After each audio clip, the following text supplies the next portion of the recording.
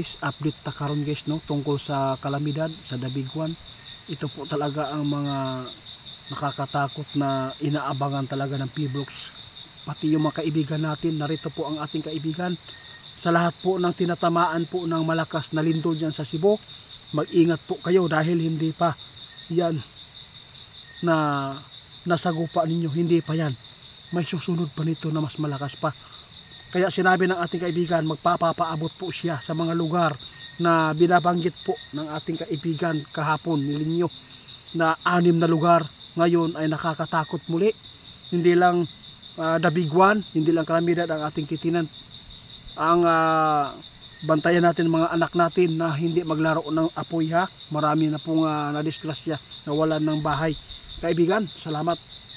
Ano po ang ating maipaglingkod sa mga tao ngayon para mapaabutan natin ng mga paalala tungkol sa mangyayari po sa tulad sa Cebu, di ba? Biglaan. Ano po ang maganda po natin na ituturo ngayon para po ay makapaghanda.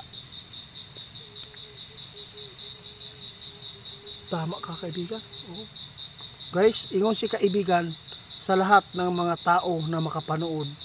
Yung sinabi ng ating kaibigan, gumawa kayo ng kung marami pong mga anak ninyo, kung marami kayo sa bahay niyo, kung ilan kayong pamilya, maggawa kayo ng malaking misa na ito ay yung kuan ba kanang pulido pagkagawa guys ha, kanang ligon no, yung matigas na mga kahoy ha, para kung sakali man alam po natin guys kapag magkaroon ng pagyanig, alam po natin magpapanik ang lahat. Hanggat hindi kayo makalabas sa bahay, at least maisip ninyo may misa. Kaibigan, Diyos ko, sa totoo lang guys, kumpirmado talaga ang nakita ng mga duwende na may susunod pa nito. Kung nakasagupa man ang Cebu ng 6.9, may makasasagupa pa nito ng 7.8, 7.2. Yung mga binabanggit po namin na mga lugar, na 6 na lugar, hindi lang po yung mga lugar na yan na mag-ingat. Lahat ng sulok ng Pilipinas ngayon, mag-ingat kayo kasi lahat tayo makakasagupa. Lalo na pag malapit kayo sa dagat. Kaibigan, sige po, salamat.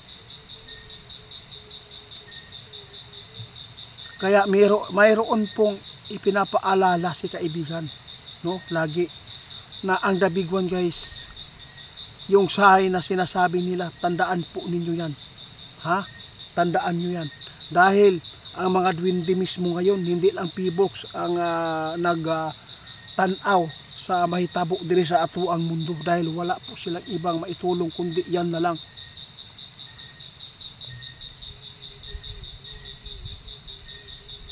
Salamat po kaibigan.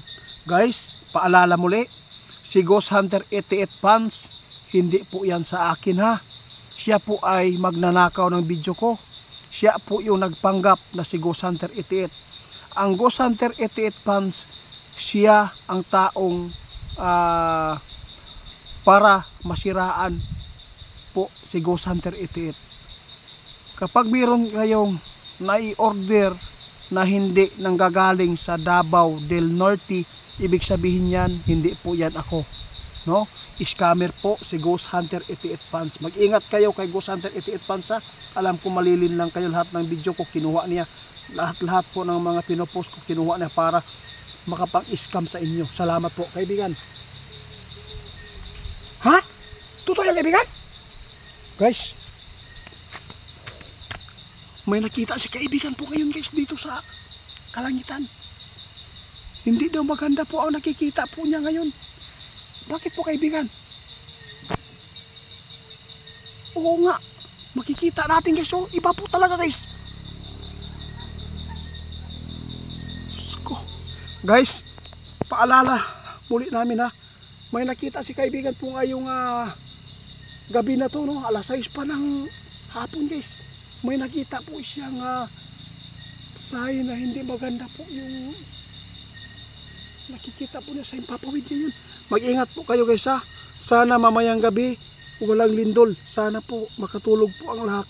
na mahimbing na wala pong mangyayari, at sana ingatan po kayo yung mga tao na mabuti at mga tao talaga na yung hindi totally masama ba, kasi alam po natin guys kung ano po talaga ang ating ginagawa. Mag-ingat po kayo ha, may nakikita si kaibigan ngayon lang po talaga kaibigan, masamang pangitain po ito yung panahon natin guys. So amping mo guys ha, nabay ay kuan pa, bagyo na maabutay yun. Mag-ingat kayo.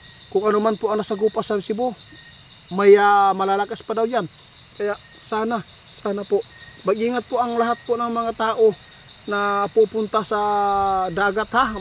Ayaw kayo mo palahabian ng piknik-piknik. Kaya lisod na kaayaw mo kalit o dako ang dagat o tsunami. Salamat kaibigan sa paalala ha. Nga naman kaibigan, bakit po nyo nasabi na may kakaibang nakikita po yung sa ipapawid? Bakit po? Grabe kabuutan ni kaibigan guys, no? Anas kaibigan guys, iba ang kanya nakikita, no? Kanina okay man daw, pero karon nang tiningnan po nila sa taas, may sign nakikita nila guys. Sana po walang mangyayari na lindol, no?